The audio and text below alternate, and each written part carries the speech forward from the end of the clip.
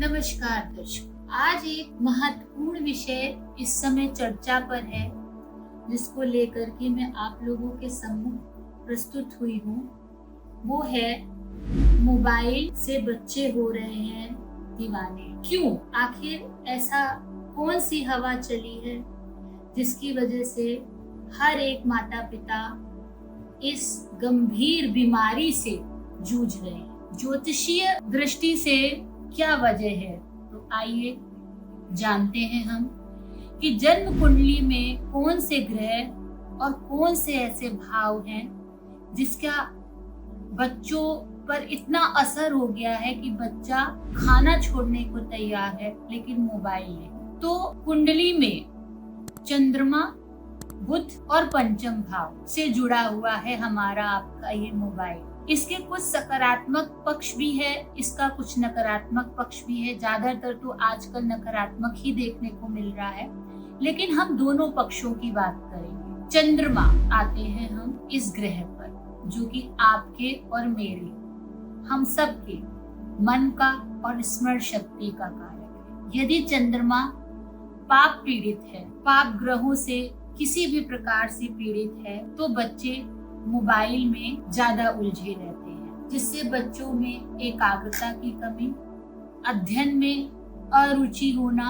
चिड़चिड़ापन होना, नींद में कमी आना, ये मुख्य लक्षण हो जाते हैं यदि चंद्रमा किसी भी प्रकार से पाप पीड़ित या राहु केतु से पीड़ित हो। वहीं हम बात करते हैं बुध की। बुध है हमारी बुद्धि, हमारे द्वारा किया गया अध्ययन कार्य, लेखन कार्य।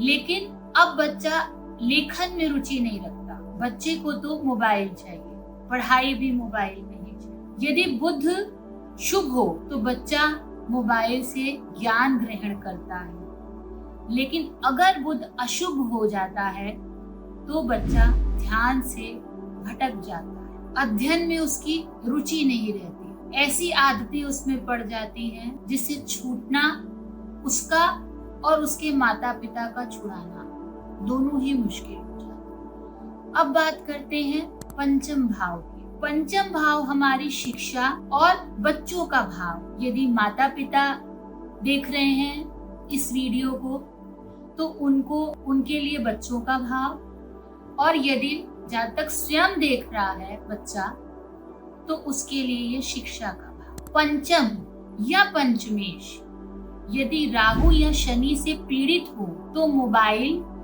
इंटरनेट की लत पढ़ाई पर नकारात्मक प्रभाव डालती है। वहीं यदि पंचम भाव गुरु से भ्रष्ट हो या गुरु स्वयं वहां पर विराजमान हो शुभ स्थिति में, तो मोबाइल का प्रयोग पढ़ाई और ज्ञान अर्जन के लिए किया जाता है। कहीं न कहीं राहु भी प्रभाव छोड़ रहा है। कैसे? राहु है तकनीक, इंटरनेट और वर्चुअल मीडिया का कारण। राहु की अधिकता बच्चों का रुझान गेम्स की तरफ, सोशल मीडिया की तरफ आकर्षित कर रही है। इसका असर बच्चों पर आभासी दुनिया में रहना, वास्तविक दुनिया से धीरे धीरे दूर होते जाना, ये सब राहु का ही पाप प्रभाव है। अब सकारात्मक पक्ष इसका यह है कि यदि आपका चंद्रमा, आपका बुध, आपका पंचम भाव यदि गुरु के पक्ष में है, यदि गुरु से दृष्ट है, गुरु विराजमान है वहां पर, शुभ ग्रहों से दृष्ट है, युति है उसकी, तो मोबाइल ई लर्निंग के लिए, क्रिएटिव स्किल के लिए और तो और प्रतियोगिता के लिए भी बच्चों के द्वारा प्रयोग किया जा सकता है।